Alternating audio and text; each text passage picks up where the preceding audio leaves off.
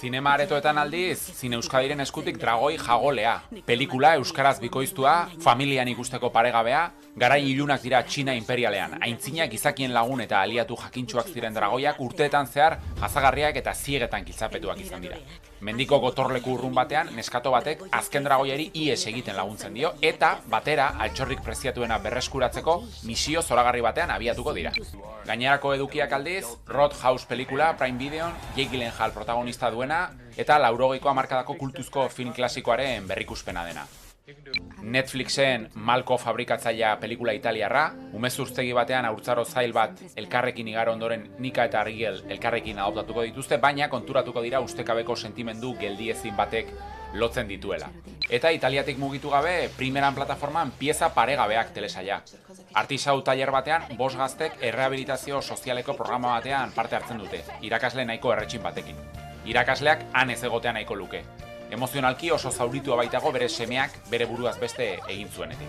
Gogoratu, asteko estreinaldi guztiak zeintzuk izan diren jakin nahi izanez gero, zernonikusi.eus webgunea daukazuela.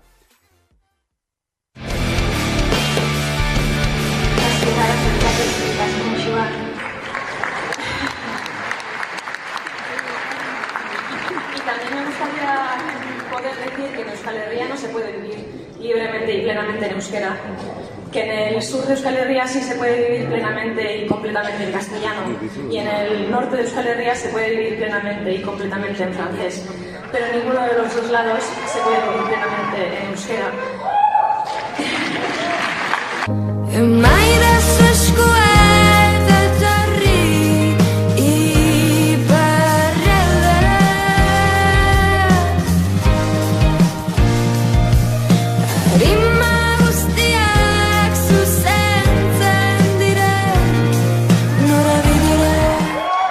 Eta alaxe gaur pixkanaka bagoaz, bihar ere bueltan zintzo edo badakizue zital azidoak aso bueltan gatozelako, iluntzero bezalaxe informazio zerbitzu hemen kolpez kolpe antenatik aten, eta aipatu dizuegu besteak beste Ipar Euskal Herrian pausotxo batzuk eman arren oraindik ere zerrolako lana badugun, eta ikusteke datozen garai berriotan ere euskaraz bizi ahal izateko egunerokoan dagozkigun eskubide horiek ez gehiago momentuz, baina dauzkagun horiek beteak izan daitezen, baita sortzaileen eskutik ere zer nolako aldarrikapenak datozen. Garai berezi hauetan iparra non ote dugu? Tira, gaur iluntzean zertxo bat ekarri dizugu ipar zati bat behintzat bai, eta bihar gehiago ere bai gabon pasa. Mila esker. Eraman ezazuzuk orain, oraindik iparralderago, munduari buelta emateko,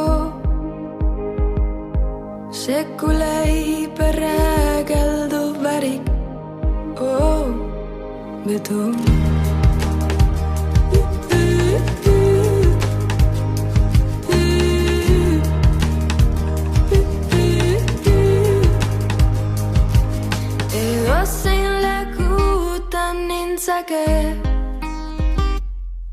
Bertako bertan jaio banintz,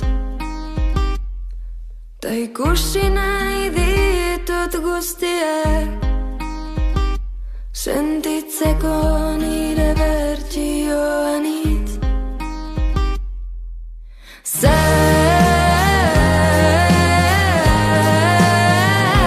iparraldera.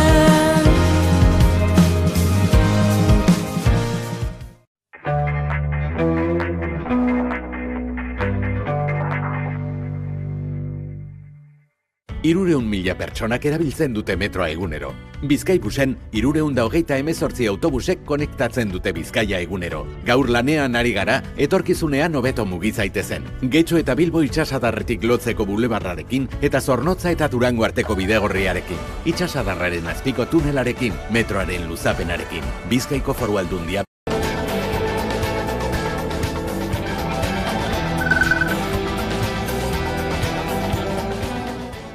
Eusko Legebiltzarrerako hauteskundeak egin eta bi egunera Eusko Jaurlaritza berria osatu eta lehendakari berria izendatzeko prozesua hasi da. Alderdi bakar batek ere ez du zalantzan jarri datorren gobernua jeltzaleek eta sozialistek osatuko dutela. Euren hausnarketen berri eman dute Legebiltzarreko bi alderdi nagusiek hedabideetan. EAJaren Euskadi Buru Batzarreko presidente Andoni Ortuzarren hitzetan nahiko arrazoi daude Pradalesek urrengo Eusko Jaurlaritza idatzeko ardura bere gain hartzeko. Eta estatus berriaren auzian EH Bilduk hauteskunde kanpainan azaldutako mezuekin posible ikusten du akordioa baita alderdi sozialistarekin ere. Ezker Abertzaleak bere aldetik uste du gobernua ezkerragokoa eta abertzaleagoa izan beharko lukeela. Bilduk ulertu behar du bigarren indar politikoa dela. Eta bigarren politikoa denez, parlamentuan, Jaurlaritzan, egongo gara elkarrekin eta gure disposizioa da paktatzeko eta akordioak lortzeko ahalik eta akordio zabalenak. Baina hortarako Bilduk ere bere lana egin behar du eta bere posizioa malgutu behar du. Pasatu dugu kanpaina osoa esan zer ingo dezute bakoitza zuen botoekin. Eta entzuten genuen Euskal Herri Jeltzaleko lehendakari gaiak esaten, ikusiko dugu, porque Sánchez eta ez gea fiatzen. Tardatu dute bi ordu, hauteskunde pasatu ondoren esateko gobernua ingo dutela, gainera eskuzabalak izango diela, PSOEk gehiago eskatuko dula. Orduan, esaten duguna da, berriro ere marmotaren egunean gaude. Hau da, berriz ere, halako gobernu bat egingo dute, ez abertzalea, ez ezkerrekoa, eta guk eskatu dioguna da kontuan hartzeko zindan gure ustez mandatu herritarra, eta mandatu herritarra oso abertzalea da eta ezkerrekoa da. Irakurleek ez dute hutsik egin liburuaren eguneko urteroko hitzorduarekin, euria eginagatik ere irakurle asko hurbildu dira gaur herriz herri egin diren azoketara azken nobedadeak ezagutzera eta idazleekin hitz egitera.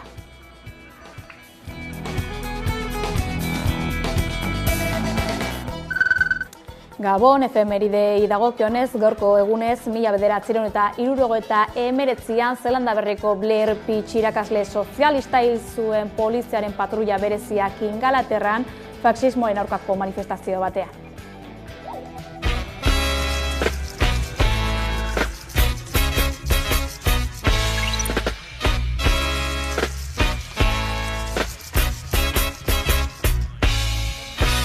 Everywhere you go, it's the talk of the day. Toki guztietan jendeari aitzen diozu patrulla bereziak hiltzaileak ezin gara urrunago joan jata.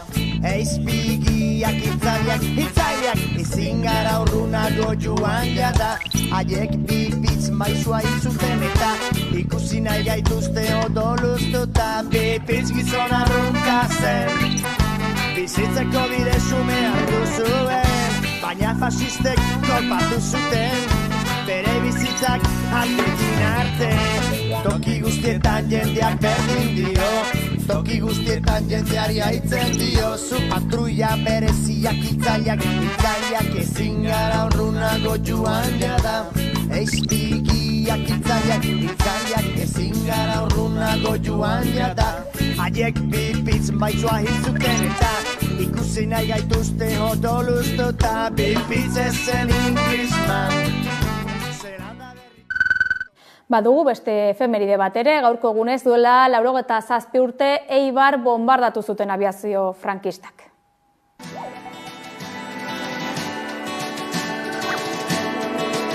Ilargi beteko gau baten, isili gindoa zen, mendizerran barrena, lagun nuela maitea, ilargia betea bazen, beteago zen gure pena, ilargi beteko gau batez, mendizerran barrena, barkatu dezatela gerra, dena odoltzen duen gerra, mugazte arkatu baino lehen, ilargi beteko gau baten, makurtu nintzen lurra bera, atxekabez musukatzera.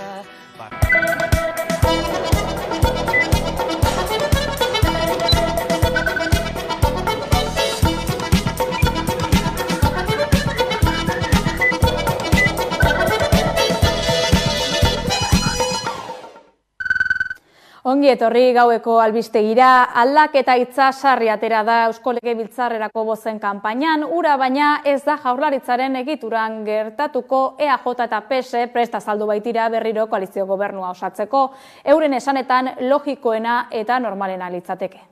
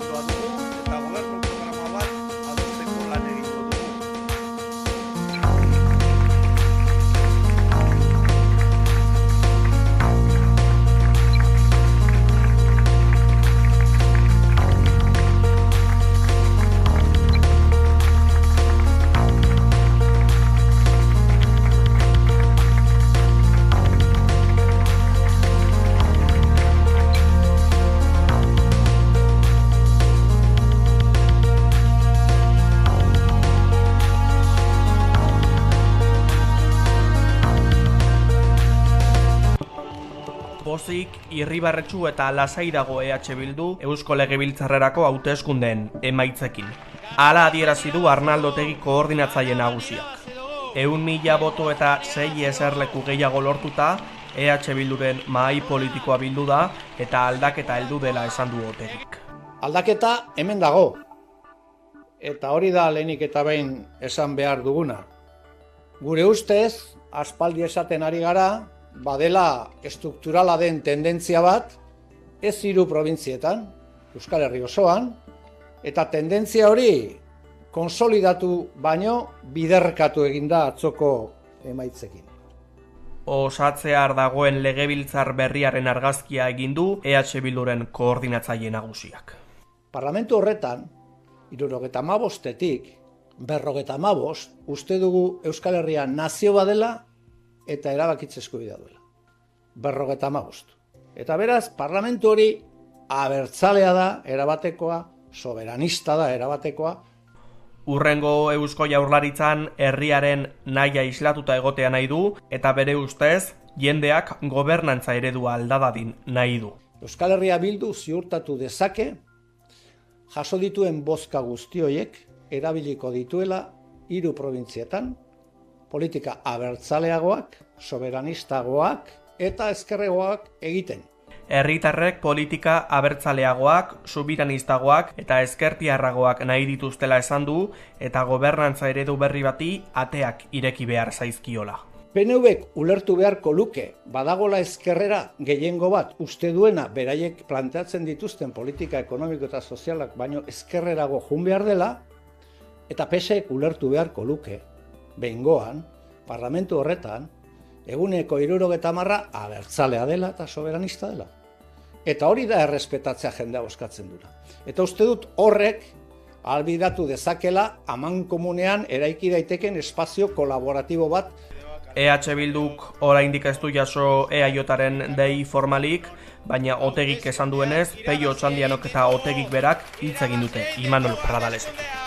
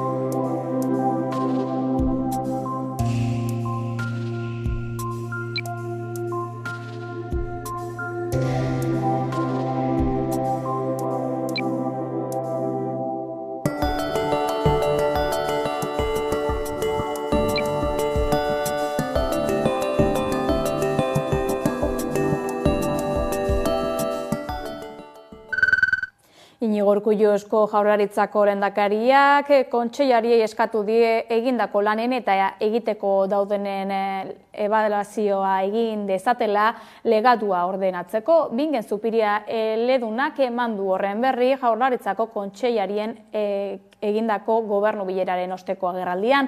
Igandeko emaitzekin aseta daudela ere gaineratu du bai EAJak eta PSek lortu dituzten emaitzengatik, bai kanpaina normaltasuna nagusi izan delako. Entzun ditzagun Bingen Zupiriak esandakoak. Hauteskundeekin pozik agertu da jarduneko Eusko Jaurlaritza. Gobernu kontseiluaren bilera eginda eta prentsaurrean jarduneko bozeramaileak hala adierazi du. Elkar zoriondu dugu, gobernua osatzen dugun kide ezberdinon ustez, gauzak ondo joan zirelako eta emaitzak ere egokiak izan direlako. Hitzarmen bat geneukan, gobernu programan jasutakoa, bertan zeuden adierazita zeintzuk ziren gobernu honen konpromisoak eta puntuz puntu bete ditugu 4 urtetan zehar, aurrekontu ezberdinen bitartez. Horretaz gain, hainbat dirulaguntza onartu ditu gobernu kontseiluak, tartean Gasteizko aireportuari dagokionak. Onartu dugu Gasteizko aireportua sustatzen duen BIA sozietateari 4,5 milioi euroko dirulaguntza bat ematea. Horren helburua da jarduera komertzia eta turistikoa bultzatzea, gainera itunpeko eskolentzako Ulibarri programarako dirulaguntzei bidea eman zaie. Ikastetxe itunpekoek aurten 1,200,000 euroko diru funtsa izango dute programa honetan parte hartzen duten guztien artean banatzeko. Ikusentzunezko sektoreari ere emango zaizkio laguntzak, iaz baina ia 5 milioi gehiago hitzeman ditu Bingen Zupiriak.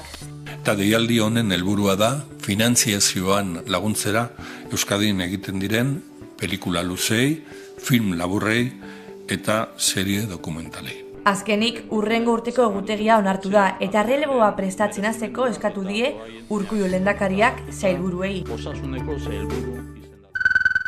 Euskal Autonomia Erkidegoko politikatik Nafarroara, Nafarroako gobernuak eta lurralde politikako ministerioak akordioa itxi dute foru hobekuntza arautzen duen legea erreformatzeko, trafiko eskumena Nafarroako eskubide historiko gisa blindatzeko.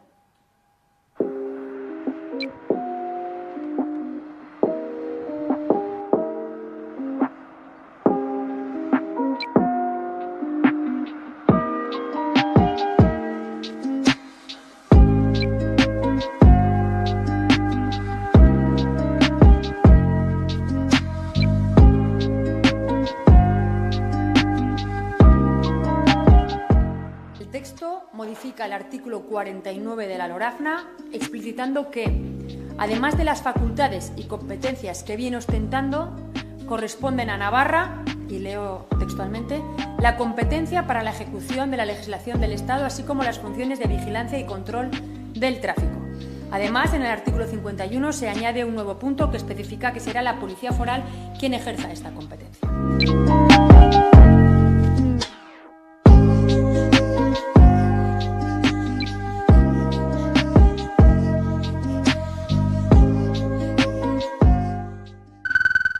Eta hauteskundeak aipatu ditugu lehen, baina bestelako hauteskunde batzuk ditugu aurrean, ekainaren 16an izango dira Beskoitzeko bozak.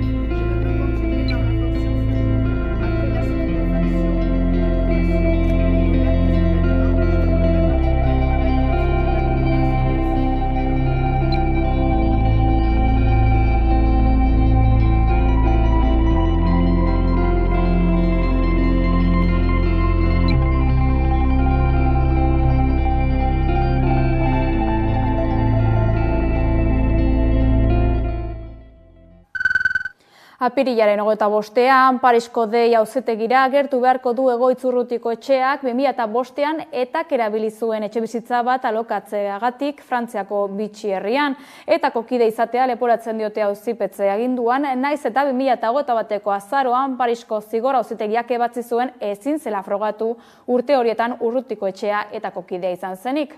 Orduan bezala 2005ko negoziazio saiakeren testu inguruan kokatzen da auzia, errugabetzeko eskatu du defentsak.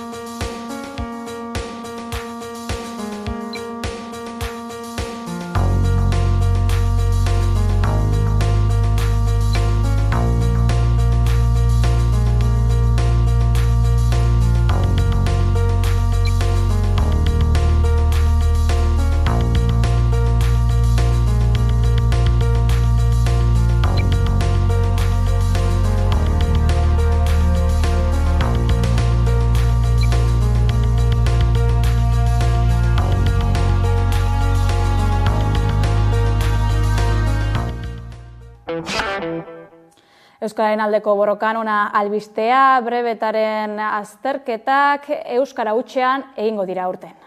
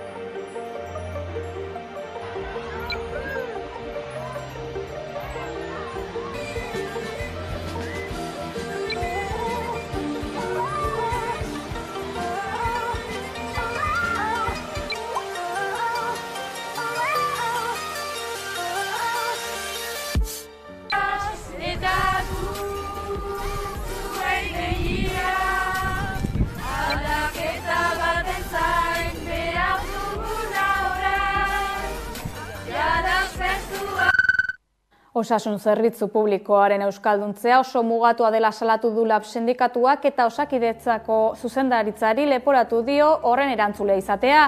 Jesus Oñate LABeko ordezkariak azaldu du Osakidetzak ez dituela euskararen erabilera normalizatzeko 3. planean ezarritako epeak errespetatu eta zuzendaritzak ez duela zerbitzua euskalduntzeko inolako konpromisorik hartu. Egoerari aurre egiteko kontzentrazioa egin dute gaur goizean Osakidetzako zerbitzu zentralen aurrean Gasteizen aldarrikatzeko langileek euskaraz lan egiteko eskubidea dutela eta herritarrek zerbitzua euskaraz jasotzekoa.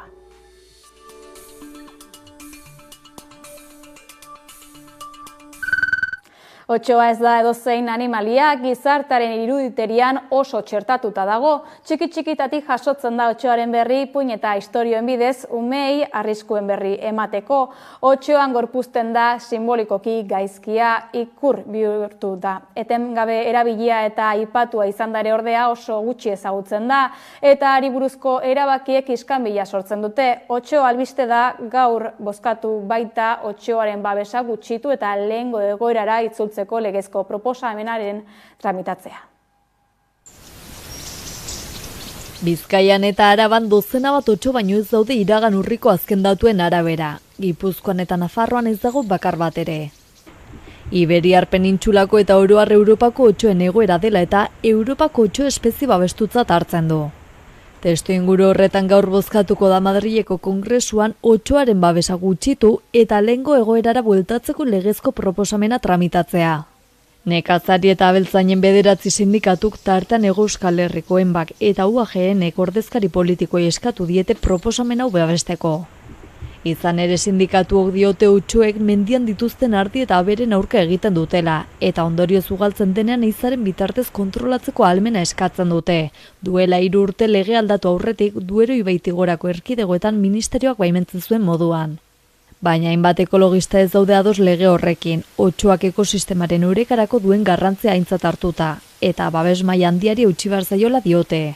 Izan ere ekologista taldeek azpimarratu duten neurrigabe ugaltzen ari diren basurde eta urkatza bezalako animali ez elikatzen den bakarretakoa dela otsoa. Bien bitartean otsoaren benetako presentzia modu zientifiko neurtzen ari da ministerioa, eta horten amaituko dute otsoaren ikerketarako elkarteak dioenez. Hori ala zentzugabekeriatza dute PP-koren otsoaren babesa gutxitu eta lehengo egoerara bueltatzeko legezko proposamen hori aurkeztea. Bozketa gaur arratsaldean egingo dute kongresuan. Basogintzan, Basobiziak plataformak esan du basogintza aldatu beharra dagoela. Gipuzkoako batzar nagusitan egiten ari diren basogintzari eta basopolitikari buruzko ponentzian 3. agerraldia egin dute. Uztailera bitarte basogintzaren sektore ezagutzen duten 35 adituek beren ikuspegia aurkeztuko dute. Egungo basoen eta basogintzaren egoera zehatza ezagutzeko eta etorkizunean basogintzatik espero den aztertzeko helburuarekin. Oraingo honetan Basobiziak plataforma izan da gonbidatua. Basogintza ere aldatu beharra dagoela aldarrikatu du. Plataformatik ikusten dute autokritika falta nabarmena politika industrialaren aldetik. Izan ere zuhaitz landaketak produkzio konkretu batzui bideratuta egiten diren landaketa monoespezifikoa direla diote. Adine eta espezie bereko zuhaitza landatzen direla eta horri ezin zaiola basoa deitu. Ildo horretan baso autoktonoak lehenestea funtsezkoa dela diote gizartaren osasunaren mesederako, zerbitzu ekosistemikoen bermea direlako eta klima aldaketarekiko erresilenteagoak direlako. Bestalde basogintzan monopolio publiko zin pribatuak debekatzearen alde egin du Basobiziak plataformak etakin pribatu ekonomiko batzuekin ezin dela justifikatu azalduz. Bide batez Edu Zabala Garagartza Basobiziak plataformako kideak esan du ez dagoela eredu ekonomiko bakarrik. Ezin dugu esan eredu ekonomiko bakarra dagoenik. Guk esaten duguna da, ezin dela izan bakarrik eredua egurrari begira dagoena, soilik, eta behar dugula, hemen azaldu dudan bezala, beste eredu batzuk, indarrean daudenak beste leku batzuetan, gehigarri moduan ere, planteatzea, kolektiboari, lur jabei, eta esatea badaude beste irtenbide batzuk posibliak ere. Egungo basogintzari egin dion beste proposamen bat izan da basogintza ez industrialari edo naturatik hurbilago dagoen basogintzari diru laguntzak handitza kostua kontuan hartuta. Ostera monolaborantzarekin eta arraseko muzketarekin jarraitu nahi dutenei zerga ekologikoa ezartza proposatu du, ekoizpen industrial horrek sortzen dituen kalte ugari aurre egiteko.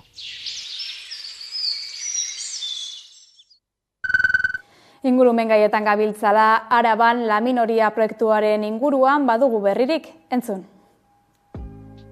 La Minoria parke eoliko eta fotovoltaikoaren proiektuek aurrera paso berri bat eman dute, eta hauen aurretiazko baimenak eta ingurumen inpaktuen adierazpenak jendaurrean jarri dira.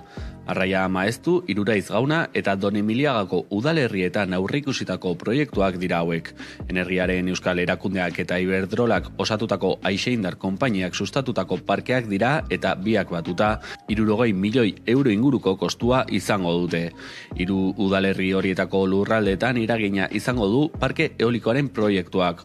Osotara 8 aerosorgailu instalatu nahi dira. Horietako 6 Arraia Maeztun, Iruraiz Gaunan eragina izango dutenak eta beste biak Don Emiliagan. Parke fotovoltaikoa besterik Arraia Maeztuko lurretan eraikiko zen. Udalerri honen 58 hektaria hartuko ditu proiektuak.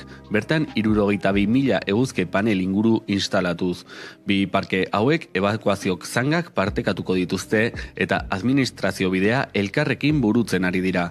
Proiektuari buruzko informazio gehiago jaso nahi duten pertsonek industria administrazioaren Arabako ordezkaritzan izango dute aztergai, baita interneten ere. Alegazioak aurkezteko epea ere zabalik da, 30 egunez luzatuko dena. Bestelako gai bateri egingo diogu salto, Alex García Bizkaitarra Gurutzetako ospitalean baitagoia da. Tailandian larri gaizotutako Alex García Bizkaitarrak Gurutzetako ospitalean jarraitzen du. Apiriaren 21 iritsi zen Espainiako Defentsa Ministerioak bidalitako hegazkin medikalizatuan Bilboko aireportura, eta handik ambulantzian eraman zuten gertuen dagoen erietxera. Basauritarraren emaztea den Usoa Martinezek jakinarazi duenez atzo bertan egin zioten ebakuntza kaltetutako pankrea zatia kentzeko. Zaintza berezien unitatean sartu dute eta errekuperazio aldi oso luzea izango dutela iragarri dute ura hartatzen ari diren medikuek. Ebakuazio operazio konplezu baten ondoren duela hilabete baino gehiagotik Bangkokeko Samitibit Sukhumvit ospitalean zegoen gaixoa Bizkaiko ospitalera eraman zuten familiak hala erabakita, Loiuko aireportutik gertuen zegoen zentroa baitzen. 12 orduko hegaldiaren ondoren hegazkina atzo arratsaldean iritsi zen Euskadira. Bertan Osakidetzako anbulantzia bat zuen zain bere egoeraren informazioa jaso eta ospitalera eramateko. Orain Bizkaitarra ospitale horretako zainketa intentzioetako unitatean dago. Medikue jakinarazi dutenez gaixoa kontziente eta egoera egonkorrean dago, duela 2 hilabetetik jasaten ari den sabelaldi prozesuaren larritasunaren barruan. El paciente Alexander García ha sido trasladado desde el hospital Samitibit Sukhumvit de Bangkok por la unidad médica de aeroevacuación del Ejército del Aire en un vuelo que ha durado 14 horas y que ha transcurrido sin incidencias clínicas de interés hasta el aeropuerto de Loiu. Por el momento, el paciente se encuentra consciente y con las constantes vitales estables. La familia ha sido informada de todo, en todo momento. Ha sido un proceso largo, lleva ya 2 meses con ello. El traslado ha salido bien, estamos contentos y ahora estamos trabajando. Marisol Garmendia Espainiako gobernuak Euskadin duen ordezkariak aberriratzearen arrakasta azpimarratu eta operazioan parte hartu duten taldeen lana eskertu du. 62 urteko gizon bat atxilotu du ertzaintzak orain astebete egindako sexu eraso bat egotzita, Bidebietako kiroldegiko aldageletan Donostian egindako sexu eraso batengatik atxilotu dute. 13 urteko mutil batek pasaden aste artean salatu zuen sexu eraso egin ziola gizon batek aldageletan. Azaldu zuen igeri egitera joan zela eta dutxatzen ari zela, gizona dutxan sartu zela eta masturbatzen hasi zela. Nerabea komun batean ezkutatu zen, baina gizonak barrura sartzea lortu zuen eta aukituak egin zizkion. Kiroldegiko beste erabiltzaile bat aldagelan sartu zenean gizonak ihes egin zuen.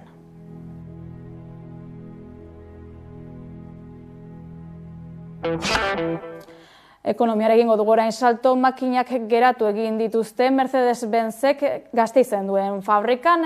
13 egunez egongo dira horrela, maiatzaren 6 arte lantegiaren ekoizpen ahalmena merkatuen eskarietara egokitzeko. Euskal Herriko lantegirik handiena da Mercedesena, 5.000 langile inguru baititu. Gasteizeko Mercedes lantegiak ekoizpena geldituko du apirilaren 23tik maiatzaren 6 arte. Mercedesek merkatuaren premia arrazoiengatik hartu du erabakia. Sindikatuekin martxoan sinatutako malgutasun akordioa eta gero. Akordio honetan, aurretik ezarrita zeuden malgutasuneko 18 egunei beste 15 gehitu zaizkie. Erabaki eztabaidatsuak merkatu egoera ezegonkorrak ekar zezakeen aldi baterako enplegu erregulazioko espedienteak ekiditea du helburu. Lantegiko plantillaren gehiengoa beraz, 13 egunez egongo da ibilgailuak egoiztu gabe. Egun hauek aurrerago berreskuratu beharko dituzten oporregun moduan izango dira kontuan hartuta. Langileak itzultzerakoan maiatzaren 6an hain zuzen, gaueko lanaldiko ordutegiak aldatuko dituzte egunero ordu erdi murriztuz. Mercedesen esanetan, ekoizpen ahalmena eta barne horniketarako ibilgailuen jarioa optimizatzeko. Gaueko txandako ordutegian murrizketak egin ziren dagoeneko urtarrilean. Murrizketa berri honen ondorioz, muntai gordin eta pintura sektorea adibidez, 6 ordu eta erdiko txandarekin utziko dute. Greba eguna egin dute Arabako hezkuntza, aisialdia eta animazio soziokulturalen sektorean. Ikusi. Arabako hezkuntza, aisialdia eta animazio soziokulturalaren langileek greba egun berri bat burutu dute ELA, LAB eta Komisiones Obrera sindikatuek deituta. Apirilean egiten duten 3. geldialdia izan da. Liburutegi, museo eta ludoteketako aktibitatea gelditu dituena. Lan hitzarmen berri bat aldarrikatzen dute instalazio hauetako 500 langile ingururentzat. Sektorean hobekuntzak behar direla salatu dute sindikatuek. Besteak beste KPI-aren araberako soldata igoerak edota urteko lanaldia murriztea aldarrikatuz. Apirilaren hasieran egindako grebak eta gero, enpresak bere jarrera aldatu duela baieztatu dute langileek. Sindikatuek helarazitako proposamena aztertzen daude orain, eta hurrengo bilera baino lehen erantzuna emateko konpromisoa hartu zuten. Azken bilera izan da pasaden astelenean, eta hurrengo bilera prekoan izango da maiatzaren 13an. Orduan, itxarotzen ari gara, beste proposamen bat jasotzeko, eta enpresaren partetik esan dute denborarekin pasatuko dutela. Orduan itxarotzen ari gara. Bien bitartean jarraipen zabala izan du grebak. Hezkuntza aisialdea eta animazio soziokulturalaren sektorean lan egiten dutenen 80% lanuztekin bat egin duelarik. Nazioartean duela hilabete Peruko Renovación Popular alderdiak behartutako ordunaldietan adopzioa sustatzeko proposamena luzatu zuen. Gaur berriki argitara atera den proiektu berri bat izango dugu hizpide, hezkuntza sexual integrala eskoletatik atera nahi du alderdiak. Hala, gurasoak izango dira seme-alabek irakasgai hori hartzeko erabaki hartuko dutenak. Beros Atrustegi. Egoera eta testuingurua hobeki ulertzeko datu batzuekin hasiko gara. Perun, nerabeen haurdunaldiek 140 egin zuten gora 2020tik 2022 bitarte. Aurten, 14 urtetik beherako 176 adingabe izan dira ama Osasun Ministerioaren datuen arabera. Eta gainera, datu ofizialek diotenez, bortxaketa gehienak, bortxaketen 171 zehazki, neskato adingabeek sufritzen dituzte. Azken 4 urteetan goranzko joera izan duen datua da, honakoa gainera. Zenbaki hauek nahikoa izan beharko lukete sexu heziketa integrala sustatzeko eta dagoena egotekotan indartzeko. Gauzak horrela Renovación Popular alderdiak gurasoei aukeratzeko beta eman nahi die. Seme alabak sexu heziketa jaso nahi ez izatearen atzean 11 arrazoi daudela egon daitezkela edo azpimarratzen dute alderditik. Hala familiak izanen dira informazio hori nola eman erabakiko dutenak euren sinesmenen arabera. Proposamen honek hezkuntza lege orokorrean jasota dagoen 5. artikulua aldatzea bilatzen du. Hala ere, kontra agertu direnak ere badira, Jessica Casani izan da horietako bat, emakumeen eskubideen aldeko estudioaren koordinatzaile da, eta berak dio proiektu honek ukatu egiten duela aurrek eta nerabeek duten eskubidea bere adinaren arabera, estatuaren partetik informazio egokia eta kalitatezkoa jasotzeko. Kasu honetan, beharrezkoa dena beren buruak babesteko eta sexu abusuak identifikatzeko eta salatzeko. Urtetik urtera handitu eginda munduko gastu militarra eta iaz gorantz segitzeaz gain azken 15 urteetako hazkunderik handiena izan zuen. Estokolmoko bakearen ikerketako nazioarteko institutuak argitaratutako txostenaren arabera, joan den urtean 6,8 handitu zen gastu hori. Horiek ala txostenak emandako datuen inguruan ohartarazi du Estokolmoko bakearen ikerketarako nazioarteko institutuko ikertzaile Nan Tianekaren hitzetan gastu militarrean izan den igoera munduko bakearen eta segurtasunaren gainberaren ondorio zuzena da.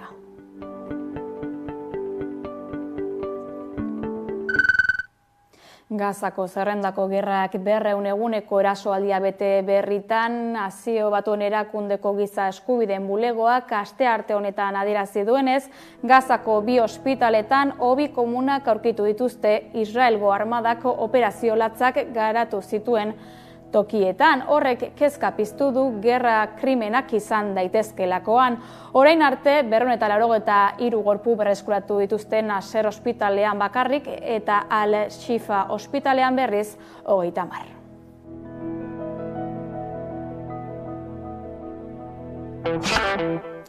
Euskal Herrira bueltan, lasterketa jokatzeko 2 aste falta direla, Euskal Herriko itzuliko arduradunak hasi dira haren inguruko xehetasunak jakitera ematen. Datak jakinak ziren, Euskal Herrian jokatzen den emakumezkoen txirrindularitza proba nagusia maiatzaren 10-tik 12 jokatuko da. Gaur, ibilbidearen inguruko xehetasunak eman dituzte. Emakumezko txirrindulari hoberenak Euskal Herrian egongo dira maiatzaren 10 eta 12 bitartean itzulia Womenaren 3. edizioarekin. Oraindik izenik konfirmatu ez bada ere, aurreko urteetako parte hartzea errepikatzea espero dute antolatzaileek. Marlene Reuser, Demi Bolerin eta Katarzyna Nieviadomak osatu zuten aurreko edizioaren podiuma. Aurtengoa Gasteiz eta Donostia bitartean jokatuko diren 3 etapak eta gero ezagutuko dugu. Gasteizik aterako da hain zuzen lehenengo etapa. Bukaera Elgoibarren izango da, 140 kilometro eta 3 mendate igarota.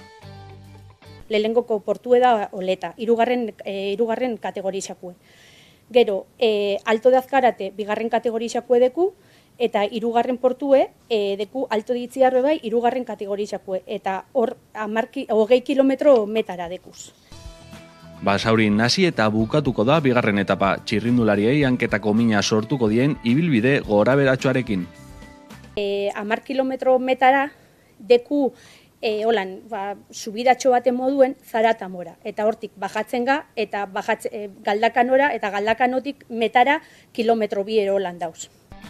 Azkeneko etapa Donostian izango da, eta hiriko proba klasikoaren ibilbidea simulatuko du. Lasterketa erabakitzeko errepide aproposak. Betiko etapa, lehengoko portue Jaizkibel, lehengoko kategorizakue dela, bigarren portue hirugarren kategorizakue dela Gurutze, eta beste portu bat azkena Gogorrena, bigarren kategorizakue dela Mendizorrotz.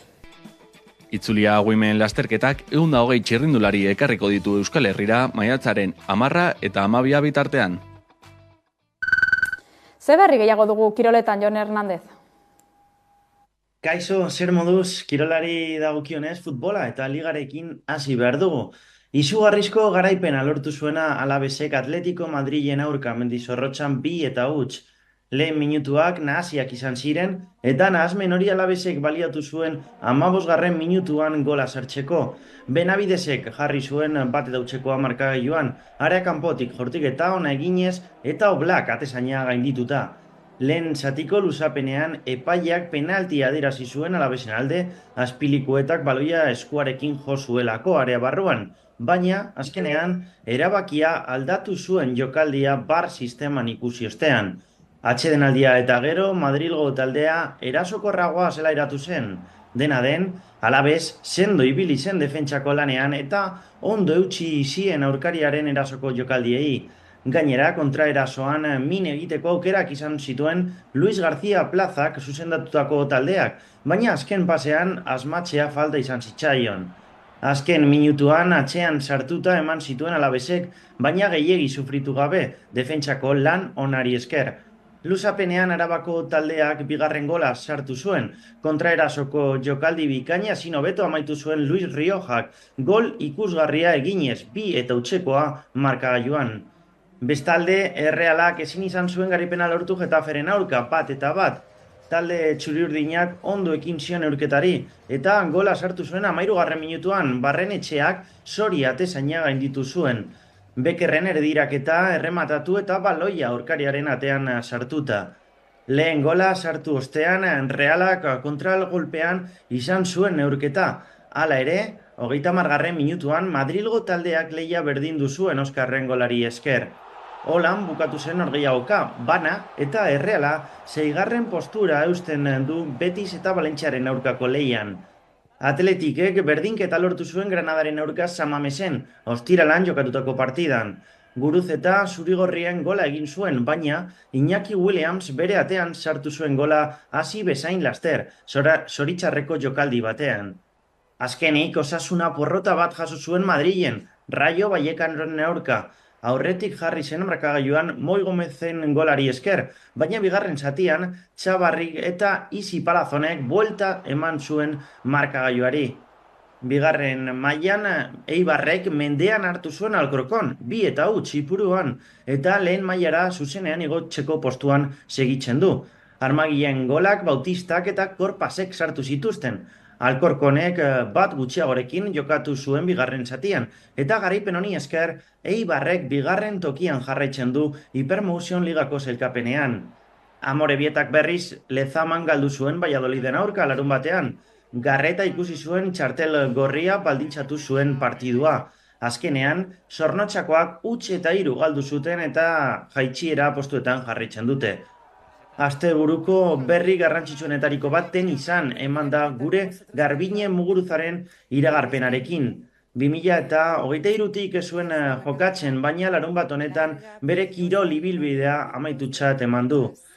Caracasoko tenislariak WTA-ko 10 titulo bereganatu ditu bere kirol ibilbidean. Besteak beste, 2016ko Roland Garros, Serena Williams hartu zuen mendean, 2017ko Wimbledon Venus Williams irabazi zion, eta 2021ko WTA-ko finaleko garaikurra. Halaber, munduko tenislari onena izendatu zuten 2017an, munduko sailkapeneko lehen tokia eskuratu eta gero. Eta bukatzeko pilota, buruz-buruko txapelketa jokatzen ari da finala urdeneko ligazka hain zuzen ere. Lasok altuna jipoitu zuen lehen jardunaldia itxi zuen partidan, 7 eta 22 Bilbon jokatutakoa. Gainera, Zabalaren garaipenak finalerdietarako txartela eman zion Iñaki Artolari. Erriozarra, 11 eta 22 gailendu zitzaion Joseba Eskurdiari Labriten jokatutako partidan, eta Nafarra, ia aukerarik gabe geratu zen azken jardunaldiari begira. Iñaki Artolak 2 partidatik 2 irabazi zituen buruz-buruko txapelketako finala ordenetako ligazkan. Bigarren jardunaldian 8 eta 22 irabazi zion Aitor Elordiri erakustaldia emanda. Esan dugu, lerroburuetan ere, liburuaren eta lorearen eguna dugu gaurkoa, Iruñan izan da 11 telebista ikusi. Beste urte batez, liburuaren eta lorearen eguna ospatu da Iruñean, 18 liburu denda eta 6 argitaletxerekin, Carlos Hirugarrenean kokatutako azoka batean. Iruñeko udalak Diego de Haro liburu den elkartearekin lankidetzan egiten duen ekimena da honako hau. Goiz euritsua atera den arren, 100 pertsona izan dira azokara gerturatu direnak, horien artean Joseba Siron alkatea liburuak miatzen egon baitena. 10 bederatzietara bisitariek 20 karpa erakusketari arakatzeko aukera dute, 100% deskontua duten liburuak erosteko. Oraingo honetan, nobedade gisa, Nafarroako argitaletxeen sektorearen ordezkaritza bat gehitu da. Arkos, Elkar, Katakrak, Eroski, Txalaparta eta Karrikiri bezalako argitaletxek parte hartu dute, besteen artean. Gainera, Nafarroko idazleen elkartea 15 bat idazle nafarrekin egonda goizean zehar liburaren egunean eta liburuak sinatzen egon dira. Loreek ere protagonismoa izan dute liburuaren egunean. Kataluniako San Jordiren lorratzari jarraituz, Loreen doako banaketak ekimen solidarioa ekarri zuen iaz, eta aurten ere errepikatu eginda. Hau da, herritarrek gizarte ekimenetan lagundu ahal izango dute, euro bateko prezio simbolikoan arrosa bat erosiz. Bestalde, Nafarroko liburutegiek hainbat jarduerarekin ospatuko dute liburuaren eguna. Hala nola, Txantrea, Tutera, Agoitz eta San Adrian bezalako herri eta auzoetan. Liburuaren eta lorearen egunaren edizio berriari amaiera emango diote Josemi Albizuk eta Jokin Azketak 8 azoka itxi arte, 9.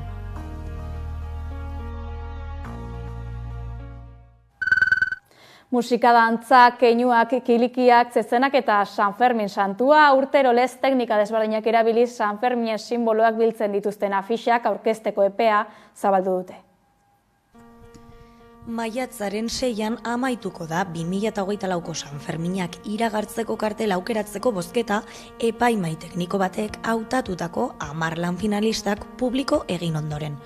Dagoeneko ezagutzen dira 2024ko San Ferminak iragartzeko kartela aukeratuko duen herri bozketan parte hartuko duten 10 lan finalistak. 10 diseinu desberdin, teknika desberdinekin, zeinetan festako uneak eta protagonistak, keinuak, simboloak, musika, dantza edo abstrakzioak agertzen diren. Iruñean erroldatutako pertsonek bozkatu ahal izango dute, udalaren webgunearen, 010aren edo Zibibox sareko hautestontzien bidez. Maider Beloki kultura jai hezkuntza eta kirol zinegotzi delegatuak, Inigo Gomez arloko zuzendariak eta epaimaikideek jakinarazi dituzte aukeratutako 10 kartelak. Obrak kondestablearen jauregiko ezkaratzean egonen dira bozketa amaitu arte. Erakusketa gisa herritarrek ikus ditzaten. Aurten, 635 lan jaso dira, 30 urteetan izan den parte hartzerik handiena. Hemendik eskerrik asko parte hartu duten guztiei. 186 estatutik aurkeztu dira, eta 104 beste herrialdetatik, adibidez Italia, Frantzia, Kuba edo Estatu Batuetatik aurkeztu dira. Aurten San Ferminetako kartel lehiaketak klausula bat sartu du. Klausula horrek mugatu egiten du adimen artifizial generatiboaren erabilera kartel hautagaiak egiteko orduan. Horrela, sormen prozesuek sortzaile guztien egiletza eskubideak errespetatzen dituzten lanak babesten dira. Modu analogikoan edo digitalean, baina erabat gizakiek prozesuen automatizaziorik gabe garatu dituzten kartelak positiboki balioesten dira. Beraz, bozketak maiatzaren 6an amaituko dira.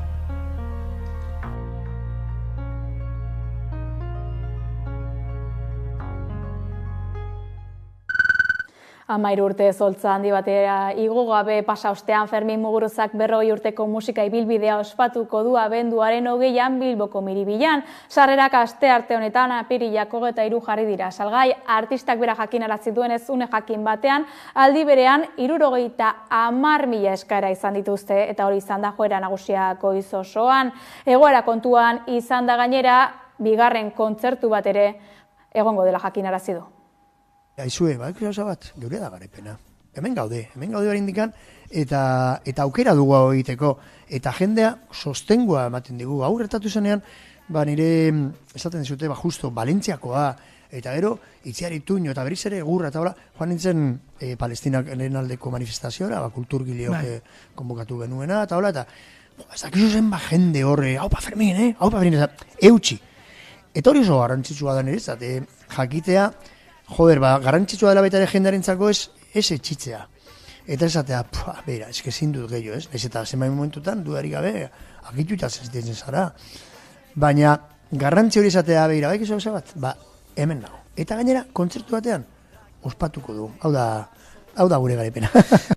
Se lo quiero dedicar a un compañero que también está siendo víctima de un ataque que se llama Fermín Muguruza. Sarri, sarri, sarri, sarri, sarri, sarri, sarri, sarri, sarri, sarri, sarri, sarri, sarri, sarri, sarri, sarri. ¡Viva tú!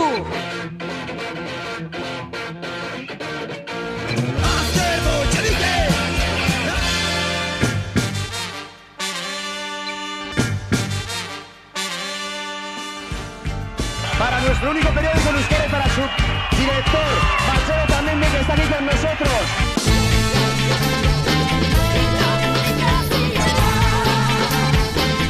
Nola esaten da, Black Euskaraz, when we Black is better, Black is better.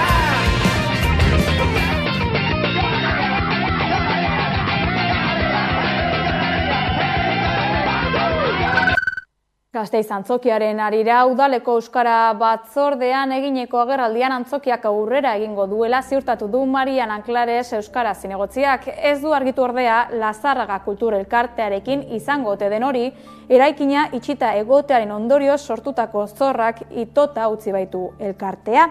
Era berean, udal gobernuak legea urratzeko asmorik ez duela esan du zinegotziak eta beraz kontu hartzaileak aurkeztutako txostena zorrotz beteko dela. Lazarraga Kultur Elkarteko kideek bere aldetik mirari bat gertatu ezean egitasmoaren amaiera dela azpimarratu dute Gasteizko udalak konpromisoak bete ez dituelako.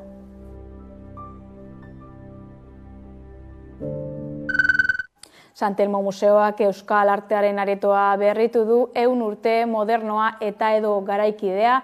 Peio Agirre da komisarioa eta iraupen luzeko aldi baterako erakusketa gisa planteatzen da. Orain aurkezten den erakusketan museoak 80ko hamarkadako muga gainditu du.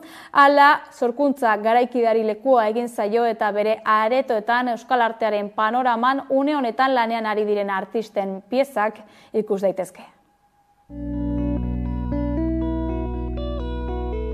San Telmo Museoak Euskal Artearen aretoa berritu du 100 urte modernoa eta edo garaikidea. Peio Agirre da komisarioa eta iraupen luzeko aldi baterako erakusketa gisa planteatu dute. Honekin amaitutzat ematen da museoko arte aretoen berrikuntza. Erakusketa honetan berrikuntza bat egin dugu San Telmo Museoan eta hau Euskal Artearen aretoa izan da azkeneko 14 urteetan. Eta erakusketa honetan arte garaikidea sartu izan dugu. Lehenengo erakusketan apur bat 80 hamarkadan geratzen zen, eta berritzea nolabait beharrezkoa zen.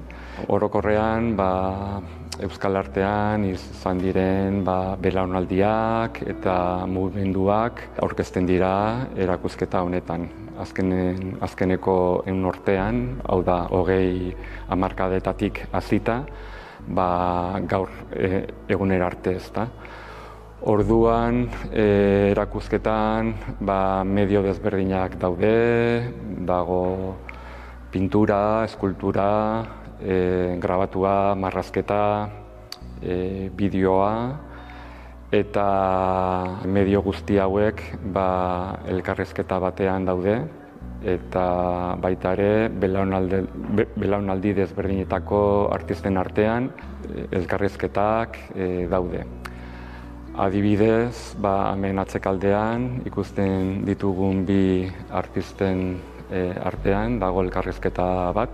Artista belaunaldi berdinekoak dira, baina bi tankerako margoak dira, bi paisai.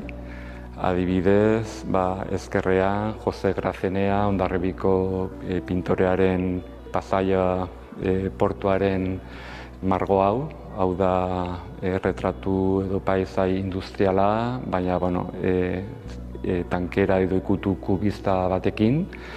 Eta oso tratamendu antzerakoa du Gonzalo Txillidaren beste marrazketa hau, Segovia hiriarena, baina kolore aldetik oso desberdinak, baina tratamendu aldetik formalki oso tankerakoak, oso antzerakoak.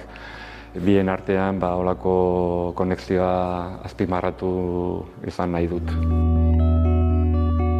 Erakusketa barrena jarraituz, oso garrantzitsua da baita ere eta beharrezkoa zen, apur bat euskal artearen pizkundea, arte modernoaren pizkundeari buruz, zenbait artista edo gaur inguruko euskal arteari buruz, oso garrantzitsua izan ziren artistak erakustea, ezta. Hemen gure atzekaldean ikusten dugun bezala, badaude Jorge Oteiza, Nestor Bazterretxea, Jose Antonio Ziztiaga eta Zumetaren artelanak. Eta baita ere erakusketean zehar beste belaunaldi berdineko artistak daude.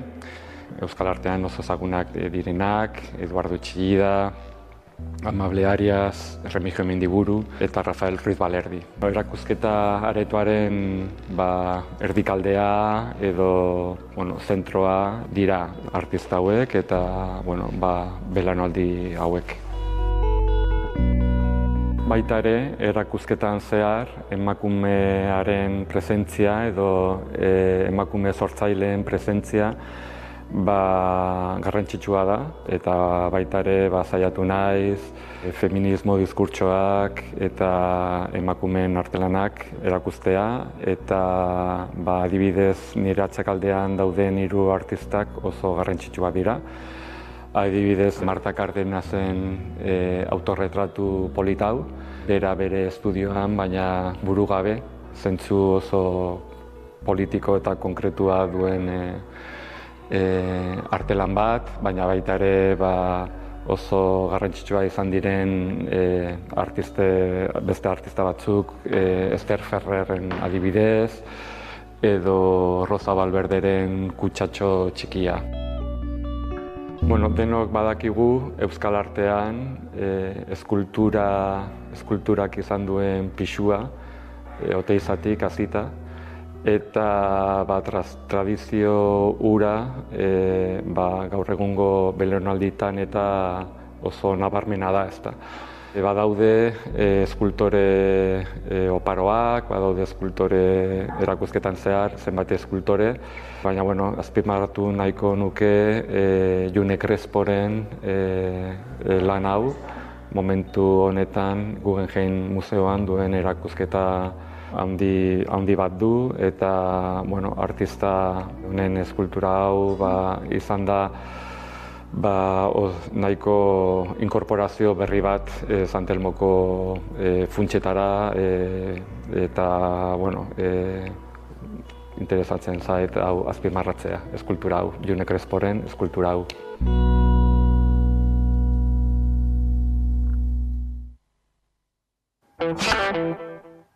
Besterik ez gure aldetik, informazio gehiagorako badakizue sartu11.eus atarian edo kuskuxatu gure sare sozialak.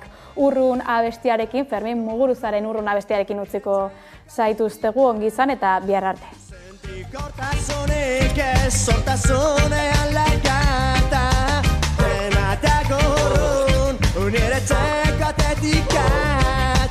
Sentikortasunik ez sortasunean lakata, denatako urrun unire txekatetikat.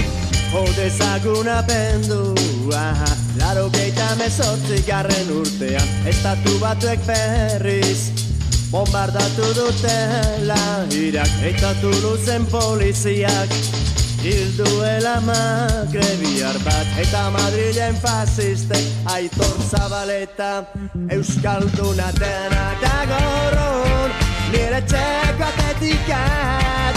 Sentikortasunik ez sortasunean lakata, denak agorron nire txekatetikat. Sentikortasunik ez sortasunean lakata. Ikusle gerto biakatutako Sobokon Sierra Leona gerra ikuskizuna mutatu da mondializazioaren esklabua. Aiuni bizlok ezazpian itzaileak abesten ari dira behar duzun guztia amodioa omen da. Denatako urrun unire txekatetikat, sentikortasunik ez sortasun